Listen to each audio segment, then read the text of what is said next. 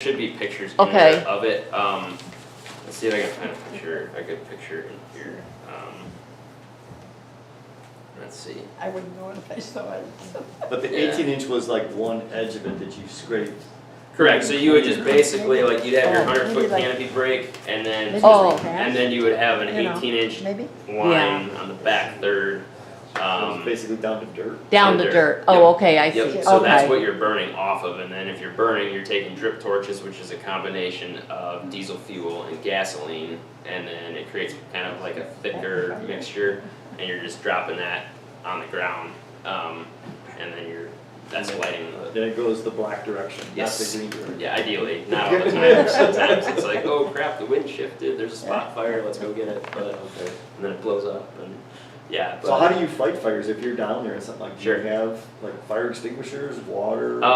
So Need to you put will use extra water, into it. but again, in the mountains, it can be, Nice water is very picture. limited, Right, so, if you have the ability to use waters and hose lays and pumps and that sort of thing, absolutely, yes, there's engines, but, you know, we fight fires in the mountains, so, I mean, most of the time you don't have access to water, excuse me, but we will have, we would call them pumpkins, I don't know what the technical term for them was, but basically it was just this big orange pool looking thing.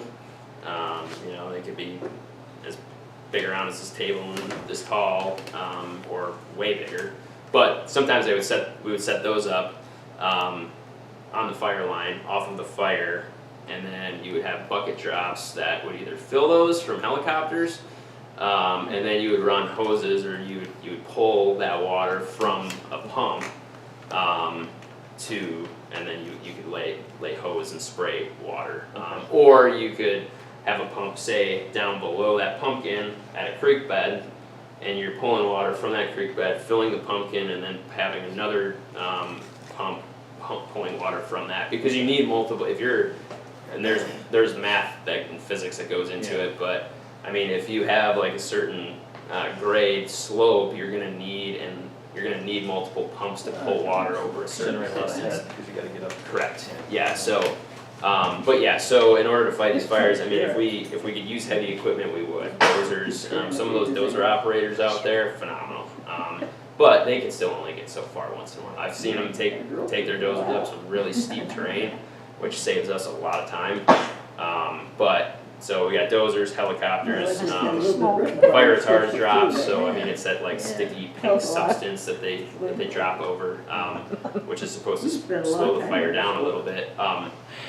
And then a lot of times it's just putting in fire line, and then ultimately backfiring. So you're taking those drip torches and you're just putting fire on the ground, and you're letting it build up, and you're letting that fire run into the flank of the actual wildfire itself. So it basically is burning all of the fuel between you and the fire up, so it can't continue that direction. Yeah. So that's kind of the gist of wildland firefighting. And you said essentially. 16 hours a day for 2 weeks straight. Yep, and that wasn't all like right on the fire line. Yeah. You know, that was getting up, going to get breakfast at fire camp, or if you were spiked out, then you would eat something quick. Going to your assignment, doing your assignment, coming back, finally going to sleep. So yeah, that's. Wow. I mean, you're looking at probably of actual labor. I mean, probably 12, 14 hours a day. Only a 14-hour. Wow. Yeah. So, but yeah. How much weight did you have to carry? It kind of depended. I mean, as a sawyer, you of course carried a chainsaw, plus you're wearing chaps. So I had a chainsaw. It was a steel 461 with a 28-inch bar. I think those are anywhere from they're around 15 to 20 pounds, I think. And then your pack was. It probably varied from like 30 to 45 pounds. During critical training, you had to have 45-pound packs. That's kind of the standard. But then, of course, you know, depending upon what you bring or don't need, then you can kind of take it out accordingly. Yeah. But so yeah, you're on top of working in the mountains on a fire. You're also carrying a pack most of the time, and you're moving these big buck logs out of the way and cutting fire line and all that kind of stuff. So. And you're not walking down a nicely cut path either. No, it looks like it after we're done. Yeah. What's in your pack? So our fire shelters, I don't think you could ever get me under one of those things, but I think I would just, quite honestly, literally, I would probably just run away and take my chances, but that's me personally. So we had those, and then we would generally, the guys who were not sawyers, they would have canisters that were full of extra oil, bar oil, and gasoline for the sawyers, because if we were cutting a lot, we can only carry so much as well. So yeah, as sawyers, we would carry the chainsaw, we would carry our pound ski with a dolly, we called it, but it was a gas can essentially. One part of it was fuel, and then the other had a little part of it that was oil, bar oil. So we would oftentimes burn through those in a day. And yeah, so that, and then water, food, rain jacket, that kind of stuff, tools, or like wedges, tool sharpening equipment, things of that nature, and then whatever else you kind of wanted to throw in there. So yes, Mother. How do you qualify to become a sawyer? You had to make it up the mountain with a chainsaw in a certain amount of time, but then also you had to, I guess, prove that you were capable of cutting as well. And you'd just be like, okay, get up the mountain. If you make it up with a chainsaw, you can cut trees down. No. So when you were growing up, did you operate chainsaws? A little bit, but not nearly as much as I did. I mean, I really learned how to operate a chainsaw efficiently on the hot shot crew.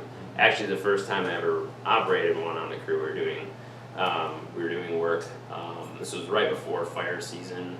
We were done with critical training, I believe, but sometimes there's a lull between criticals and a fire assignment, so we would do what's called project work. So we would go into the national forests, and whatever the forest district had that they needed to do, we would help them out with that. So we might put in a trail, hiking trail, or we might cut out meadows for elk habitat or something to that effect.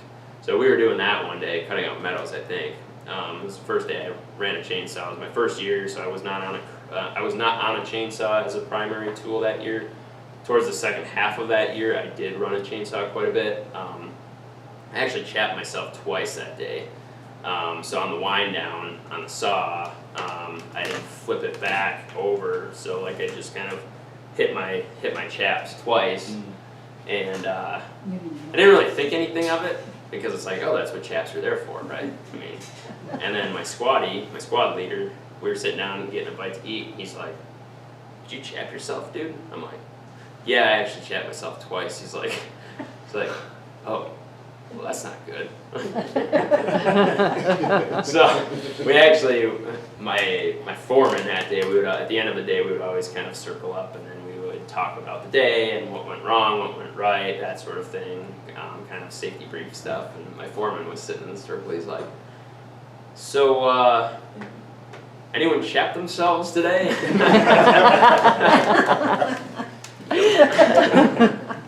Twice. Okay, yeah, but I still got to run the chainsaws. I've never to this day ever chapped myself again. I'm not saying it can't happen, but I mean, I think it was one of those things where I did it once and it didn't really register, and then the second time I did it, and then after we talked about it, it's like, oh, like that's actually a big deal. So, yeah, but they still afforded me the opportunity. So did you get all the way through the chap? No, Like, just no. like- I mean, they're Kevlar lined, Okay.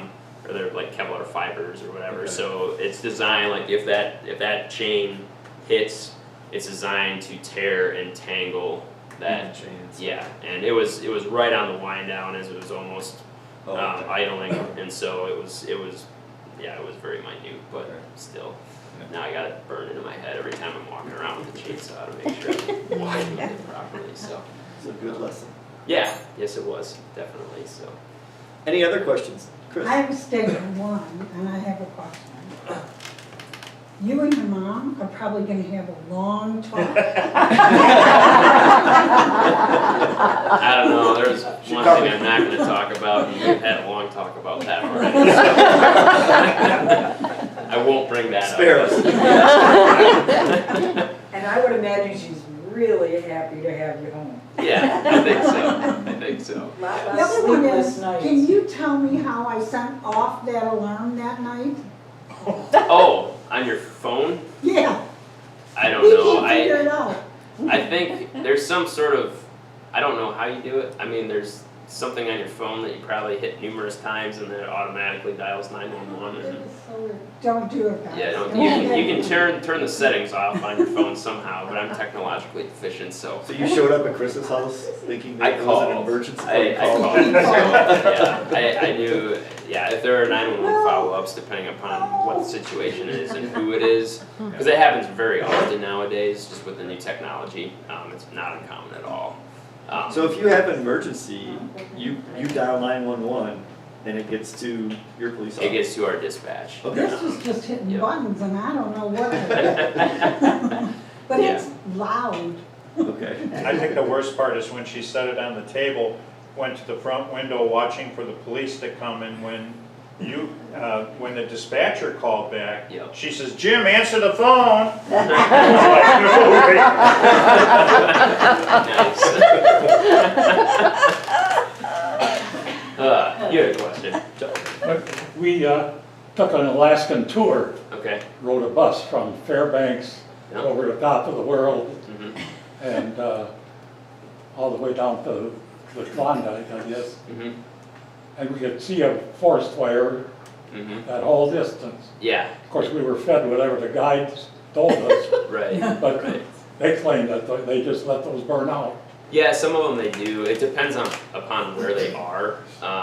And I think that the Forest Service they've known this for a while now, but they're trying to allow these fires to burn as often as they can, or as much as they can.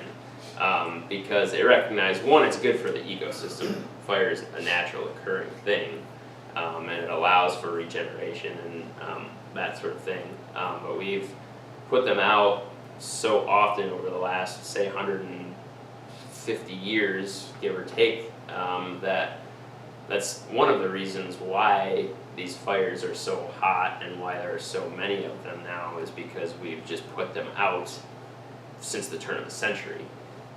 Because we thought that back then it's like, oh no, like we gotta put these out, because they had one back in, I think it was 1908 or 1911, somewhere right in there. But it was called the Big Burn. It was in the Idaho Panhandle, and it moved into Montana, and it destroyed like millions of acres, if I remember correctly. But so after that incident, and it took out a lot of towns and stuff, and of course everything back then was made out of wood, so everything got torched. After that, it was like, we need to put these fires out. Like, every single one of them we are putting out. And now the Forest Service is like, oh, we actually probably shouldn't do that, because we're actually making it worse for ourselves, because now you're having all this fuel buildup, and that allows for more beetle kills, so dead and down trees. So now these fires and now there's also more people in these mountainous areas.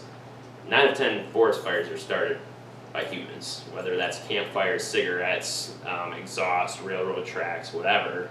So it's kind of a conundrum, and kind of a catch-22 really, where they want to allow these fires to burn, but everybody wants to live in the mountains, and so they're faced with putting them out anyway, because you got to save the structures, or try to. But so yeah, where were we going with that? I don't even remember. But You just said they saw a lot of fires. yeah, oh yeah, yeah. Did you get to see a lot of animals when you were out? Like, Yeah, we would see bears once in a while, moose. I mean, they know what's going on. I mean, Yeah. they kind of scoot out of there. Yeah. We crawled in a bear den once that we found up on the Kootenai National Forest in Montana. I mean, this was in, I think, September or October, so it was like an old one from. But we were actually chipping brush that day. It was kind of a weird fire assignment, and we found this bear den. I'm like, oh, I'm gonna crawl in that and see what it looks like. So I did. Sue, did you know about that? Yeah. So, well, the altitude must have had a little effect on you too. I would say like right off the bat it did, but you acclimate to pretty quick. So I mean, like as a flatlander coming from, at the time, North Carolina, sea level essentially, to Helena's around, I think Helena sits around 4,000, 4,500.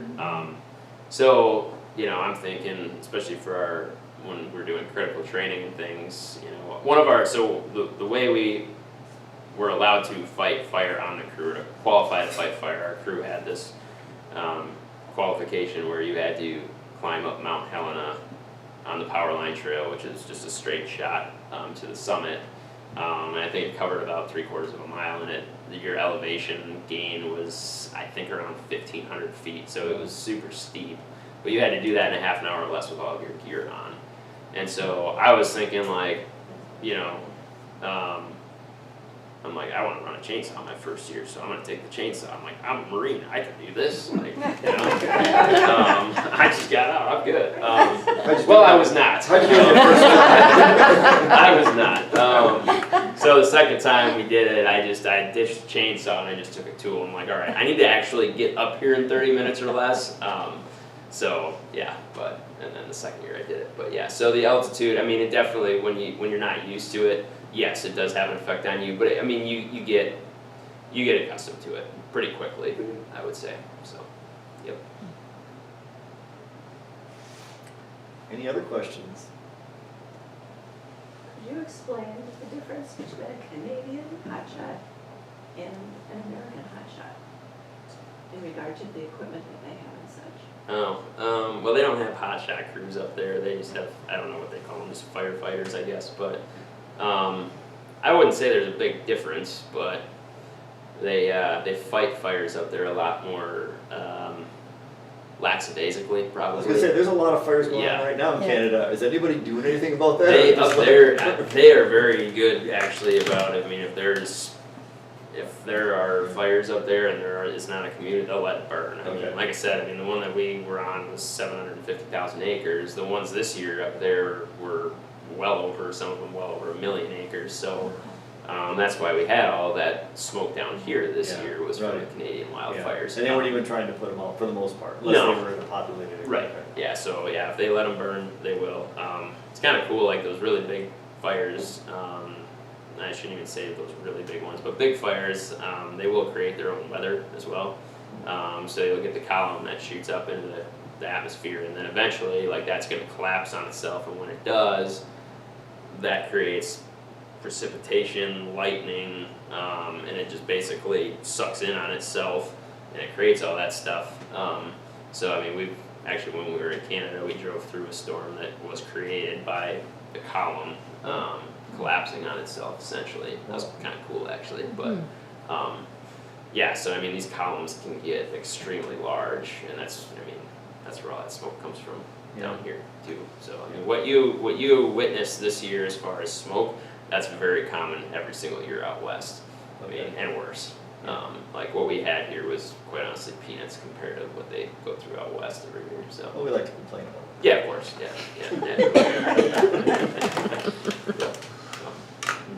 Any other questions? All right, well, Will, I want to thank you very much for coming Yeah. and introducing our, not only one of our policemen, but also all these experiences that you had that we'll never have, and it's really good to learn about. Thank God. Well, yeah, I'm definitely happy I could come in and talk about it. So Right. thanks for having me. Yeah. No, you're welcome, thank you very much.